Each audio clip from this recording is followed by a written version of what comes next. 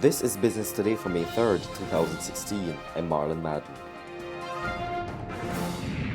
Great opportunities await local entrepreneurs in this year's Barbados Manufacturers Exhibition, BMEX. The Barbados Investment and Development Corporation, BIDC, has promised to ramp up its efforts this year to make regional and international buyers, as well as potential investors, more aware of the products and services being offered by local manufacturers.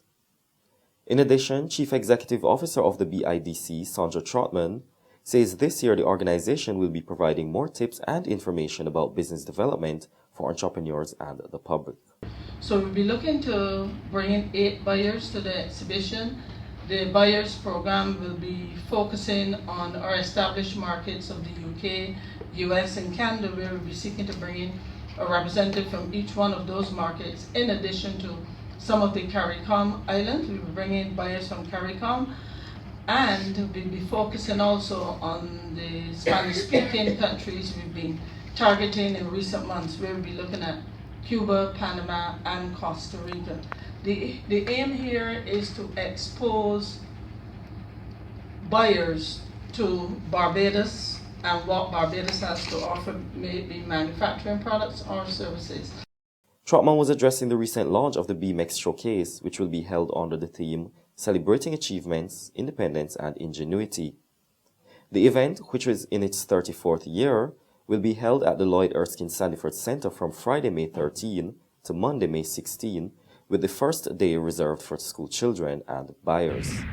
Minister of Labour and Social Security Dr. Esther Bayer-Suku is encouraging local entrepreneurs to formalize their operations if they have not already done so. Warning that prevention is better than cure, Bayer-Suku says a lot of entrepreneurs are guilty of not paying their fair share of taxes and contributions to the National Insurance Scheme. She was addressing the opening of the first Caribbean Startup Summit at the Lloyd Erskine Sandiford Center last Friday. The old folks in Barbados would say, if you start wrong, you end wrong.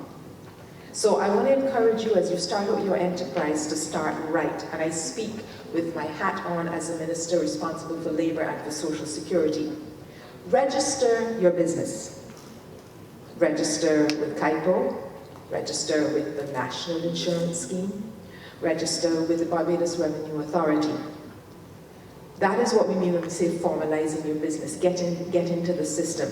If you have any employees, pay national insurance for them. And for yourself. Start from early paying national insurance for yourself, whether you're self-employed or whether you create your business so that you're an employee of your business, pay national insurance for yourself. Barbados could soon have its own Silicon Valley as authorities continue to focus on the development of entrepreneurship.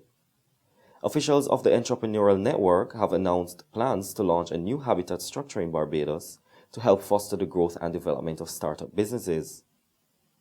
Addressing the opening of the recent 2-day Caribbean Startup Summit at the Lloyd Erskine Sandiford Center, Minister of Labour Dr. Esther Bayer-Suku welcomed the move. She believes it will result in increased employment, higher exports and foreign exchange earnings for the country. It is hoped that this entrepreneurial ecosystem would serve to provide would result in the emergence of a Barbadian-type Silicon Valley, if you will, which would serve to provide a vital opportunity for the enhancement of the generation of new and bold ideas and promote and encourage innovative products and services.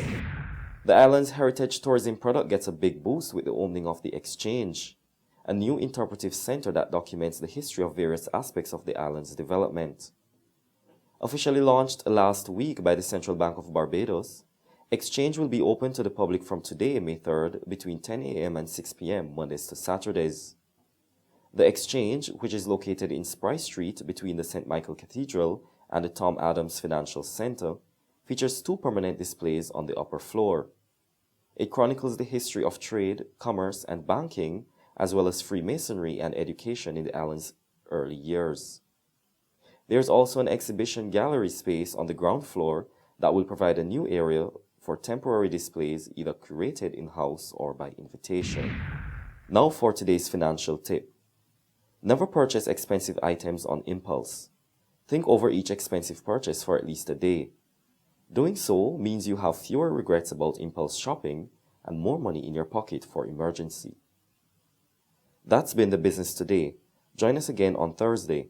Until then, you can get more business and news by logging on to www.barbadostoday.tv, subscribing to our e-paper, and liking us on Facebook.